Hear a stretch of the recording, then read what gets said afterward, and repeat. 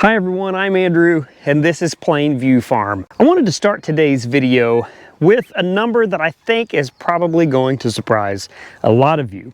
And that number is 70%. The United States imports upwards of 70% of all of the lamb or mutton that it consumes. And what that number tells me, as someone who raises livestock and follows these markets fairly closely, is that there is a significant and ongoing domestic production gap in this country for lamb and sheep meat. And that gap represents a real opportunity for producers, particularly for small-scale operations like mine. Now in today's video I'm going to specifically focus on hair sheep because that's the market that I'm getting into myself, but some of these numbers also apply to the goat market as well. So if you're thinking about getting into goats, this video is also going to be useful to you. But since I've started looking into hair sheep, I believe that I have found one of the most overlooked market opportunities for small-scale farmers. Actually, for farmers on any scale. First, I want to cover some basics for those who may not be totally familiar with hair sheep. And if you are, bear with me because this foundation matters for everything else we're going to talk about. First of all, hair sheep are breeds of sheep that, as the name implies, instead of growing wool, they grow hair. Now, most people, whenever they think about sheep, they think about wool, they think about shearing, they think about a lot of maintenance. But hair sheep have always been raised primarily for meat production. And there are some important characteristics that set them apart from your traditional wool breeds. The breeds you're most likely to encounter here in the United States are Katahdins, Dorpers, St. Croix. You'll also come across Barbados Black Belly, though that's somewhat less common. Of course, a lot of these breeds are more popular based on region for various reasons. Now, each one of these breeds have their own traits and tendencies, but broadly speaking, they share some significant structural advantages from a production standpoint. First, you don't have to shear hair sheep. That alone is going to save you between $10 or $30 per animal per year, depending on whether or not you're hiring somebody out to shear them or not. And of course, location is going to play into that factor as well, but that's not nothing whenever you're thinking about the cost of production. Now, if you're like me, whenever you first got into sheep, you may be thinking to yourself, well, wool is not an expense. It is a product that you can sell. That's not always the case, especially whenever you're raising sheep for the meat market. Sheep that are grown for the meat market that also produce wool generally will not produce the type of fleece that is desirable by the meat market. Of course, there are some out there, but at the end of the day, you've got to decide what kind of production you're looking for. Me specifically, the meat market is so good right now and in my area that having to deal with wool is not something that I really want to mess with. And again, that $10 to $30 production cost of having those sheep sheared is definitely not a small thing in terms of cost of production whenever you're dealing with these smaller animals. Now, second, hair sheep tend to carry natural resistance to internal parasites, and that's because they have specifically been bred for that purpose over the years. And if you've spent very much time with sheep or goats at all, you're going to understand what I mean whenever I talk about parasite resistance and how important that is. Parasite management can be one of the most management intensive ongoing practices that you have to deal with on a small ruminant operation. So if you are looking for animals to build a farm out of, chances are you're going to be looking for something that has some parasite resistance. And generally speaking, hair breeds do better with parasite resistance than others. The third thing is the strong maternal instincts. One of the reasons that I chose Katahdin sheep, which I have out here behind me, I actually don't know if you can see them or not, but one of the reasons that I chose the sheep that I did is because they are very good mothers. In many cases, they can go out into the pasture, they can graze until they go into labor, lay down, have their lambs, get up, clean them off, and go back out to grazing. And the lambing instincts of these hair breeds, and not just Katahdins that I mentioned here, but all hair breeds, lends them to greater success, especially if you're just getting started. So before we've even talked about markets, I feel like you can probably already see some of the advantages that you get whenever you're looking at hair sheep, especially when it comes to keeping your costs down and the ability for them to produce. And all of this matters whenever we're taking our animals to the livestock market, because order buyers buyers are looking for an animal that is hardy and is going to grow well in order for them to reach the finished product. So please keep all of that in mind as we continue through this video. What we're trying to do is build a product, build an animal that is desirable in the conventional market so that order buyers are going to want to buy what you're raising. And if order buyers are interested in your sheep, that makes it easier for you to make a profit. All right, so now let's talk about the market. And I want to be upfront. I am in no way a commodity analyst or anything like that. And what I'm going to share with you is information that I've gathered based on what I observed and what I see in the data. So the U.S. sheep population has experienced a long-term, century-long decline, dropping from a historical peak of around 56 million head of sheep in the United States in 1945 to an all-time low of just under 5 million head, according to the USDA today. Now, the industry today also represents less than 1% of U.S. livestock receipts. And to me, that is insane considering where the sheep and goat market is today. Now, if you've been to a sheep or goat market lately, you've probably noticed that prices are strong and they are consistently strong and improving. Feeder lambs at conventional markets have been hitting numbers that only a few years ago would have seemed crazy, especially 10 or 15 years ago. Prices at my local market have been pushing near $4 a pound.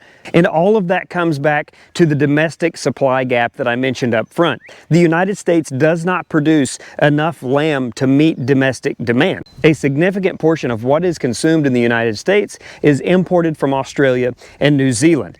Domestic producers at every level of the supply chain are benefiting from this gap because it puts constant upward pressure on prices.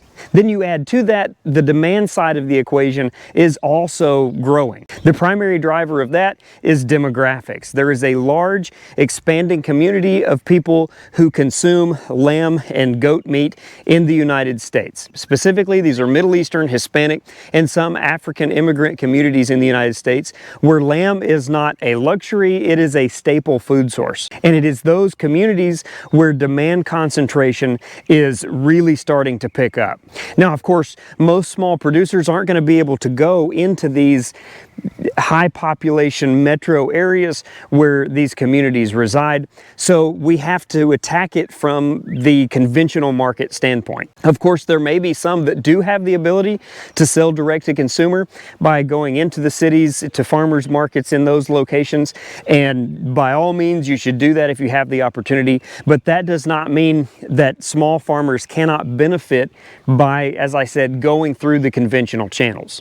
High demand at the consumer level is leading to high demand in the sale barn.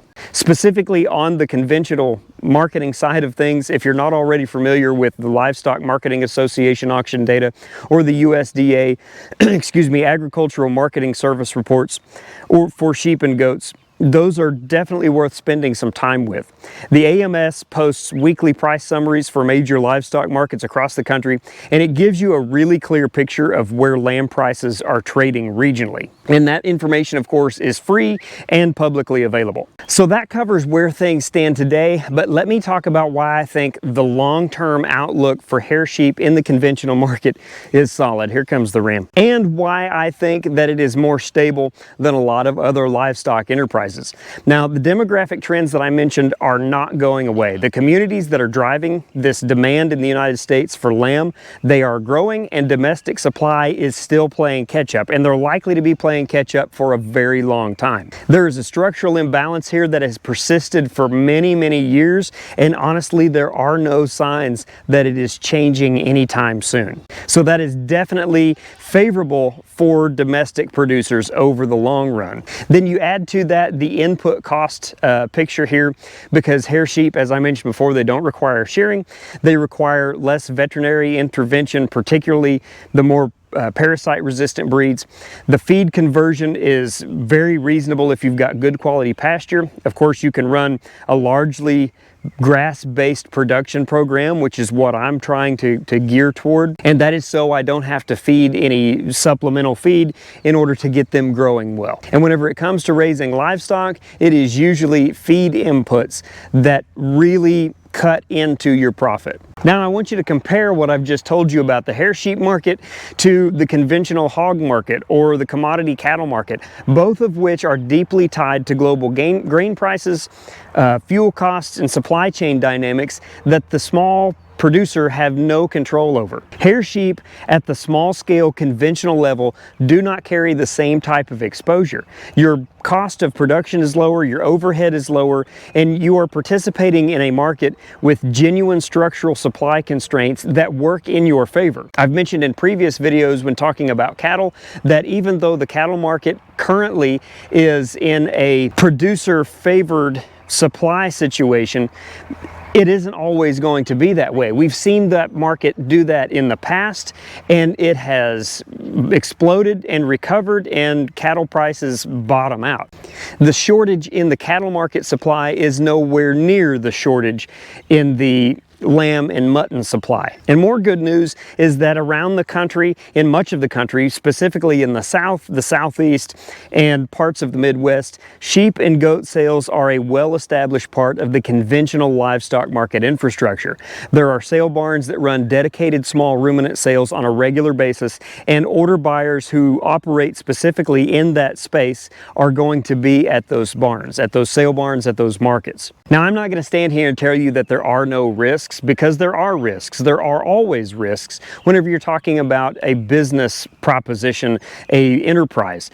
Predator pressure is a genuine challenge in many parts of the country, and those initial fencing investments can be significant if you're starting out from scratch. Of course, I've got some videos on the channel about high tensile electric, which I feel like is a very reasonable whenever it comes to cost and easy fence to install. And so if you're trying to figure out what you want to do about fencing, I'll include a link to those so you can check those out. And as I mentioned before, parasite management is a major concern. It's something that you have to deal with as well. Of course, those issues can be magnified in humid climates, so you need to understand before you buy your first animal, not after, kind of what you're getting into there. And you want to look for animals that are bred, that have been selected for parasite resistance. You should also, if you can, get connected with your local extension office, because they can tell you what kind of parasites, or they should be able to tell you what kind of parasite issues are likely in your region and what breeds have performed well. And of course, that information is valuable before you are making any purchasing decisions. All right, now let's get into the part that I think is probably relevant for most of you watching, especially if you've made it this far. Why hair sheep specifically? Why do they make sense for smaller operations, even those that are selling through conventional channels? And the first thing I want to talk about is stocking rate. In most parts of the country, a reasonable stocking rate for beef cattle is roughly 1 animal unit or 1 cow per 3 acres of good quality pasture. Again, that absolutely varies, and this seems to be the question that gets posed a lot. How many can you run per acre? So if your local stocking rate would be 1 cow unit per 3 acres of good quality pasture, then the rule of thumb is that you can run 7 to 10 sheep for 1 cow unit. So that means that you can run 7 to 10 sheep on the same acreage that you would run 1 cow. But of course, like I said, that is going to vary from one location to the next, so you need to do some research and kind of figure out where the averages are for your area. So now if you're working with 10 or 20 acres of pasture, which describes a lot of small scale operations, then hair sheep are going to allow you to have a meaningful commercial production enterprise in the way that cattle simply could not at that acreage. Factor here is entry costs. Right now, if you want to buy a bred beef cow, you're probably looking somewhere on the low end of $2,500 to $5,000 per head, depending on your market and depending on the quality of cow that you're looking to buy. Now, a good quality hair ewe, depending on the breed and whether or not she's registered, you're probably going to be in the range of $200 to $500 at the conventional sale. And a good quality ram can be had for the fraction of the price of a good quality bull. And that matters a lot whenever you are entering into a new enterprise because there is a much lower financial risk. The third factor here is the production timeline. Gestation for sheep is about 5 months, and market weight for lambs can typically be reached somewhere between the 3 to 6 month range, depending on your feeding program and depending on the breed of your parent stock. Now, if you compare that to beef cattle, you're looking at a 9-month gestation period, and you're looking at somewhere between 12 to 24 months before you have an animal from breeding to market weight. That shorter production cycle for hair sheep means a much quicker cash flow cycle. And if you're wanting to develop an accelerated breeding program, then you are going to be able to get 3 lamb crops every 24 months. And that is absolutely a meaningful difference whenever you're doing the annual revenue math on a conventional operation. Now, the fourth factor here, and I think this is something that is very underappreciated, is that hair sheep pair very well with cattle in a rotational grazing system. Sheep and cattle do not compete heavily for the same forage. Cattle will graze the taller grass, sheep are going to go toward the lower growth, and more importantly, the internal parasites that affect sheep do not affect cattle and vice versa. So that means that the animals, the two separate herds, or the flock in the herd, or flood if you want to put them together, that they will sanitize the pastures for one another, and they complement one another in a program. So if you're rotating sheep and cattle through the same paddocks, they are actually reducing the parasite pressure on one another. And there's a stacking principle here that is worth understanding if you're running cattle and considering whether sheep fit alongside them. I am a major proponent of stacking enterprises, trying to make the most use of the land without being a detriment to the land. And the last factor here is that sheep, specifically hair sheep, are definitely part-time farmer friendly. They are not as labor intensive as a dairy operation. They're not the escape artists that pigs can be, even goats can be. And the hair breeds are known for being good mothers that don't typically require a lot of intervention at lambing, as I mentioned before. If you have a full-time job and you're trying to build a farm operation on the side, that kind of lower maintenance is definitely something that you might be interested in. So if this has gotten you to thinking seriously about hair sheep, then let me leave you with a few practical thoughts on where to start.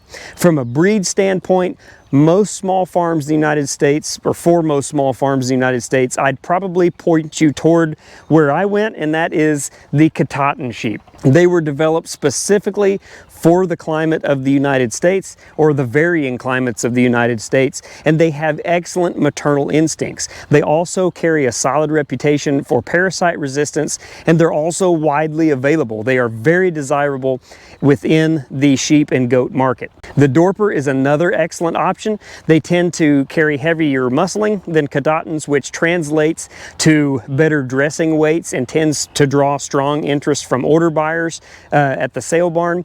And so if you're focused on trying to optimize specifically for that sale barn market, then a Dorper is definitely something you want to look at. Or, as my plan is, to have Dorper crosses, Dorper Katahdin crosses, to try to take advantage of both sides. Now, if you're in the hotter, more humid region, for example in the Gulf states, the St. Croix deserves a serious look, and it's probably the most heat and humidity tolerant hair breed, and it is probably the most parasite resistant of these conventional hair breeds that we're talking about. In fact, the Katahdin was developed from St. Croix seed stock, which kind of gives you an idea about where they come from. Now, on the market side, before you buy your first animal, go spend some time at your local sale barn and see what kind of animals are selling in that market. Try to keep an eye out for what buyers are looking for. Talk to other producers if you can, and get a feel for what lambs are bringing in your region. And pay attention to weights at your local sale barn as well. Try to figure out what your target is. What you want to do is work backwards from the market to your production plan, and not the other way around. If your area does not have a convenient sale barn with regular small ruminant sales, then find out who the order buyers are in your region, because there's a good chance that there are some folks who do operate specifically in that market in your area. And if there aren't local buyers, then there will be folks that can tell you where you can haul your animals to. The network exists, you just have to figure out where it's at. And your local extension office, as I mentioned before, even your breed associations, they should be able to give you a starting point for those connections. Now, if you're looking for a good, solid online resource to start out, the University of Maryland runs what is probably the best publicly available small ruminant educational resource in the country. A lot of it is free and genuinely applicable, whether you are in the planning stages or you're already running an operation. So I hope that you found the information in this video to be useful. If you did, I hope you would do me a favor and hit that like button so other folks can find it as well. And I also hope you would consider subscribing to the channel if you have not yet. Of course, if you have any questions about hair sheep, about breeds, about conventional markets, how they work in your area, how they'd fit alongside maybe what you're already running on your farm, go ahead and leave a comment below and I'll do my best to address it. But for now, as always, I appreciate you watching. We'll see you next time.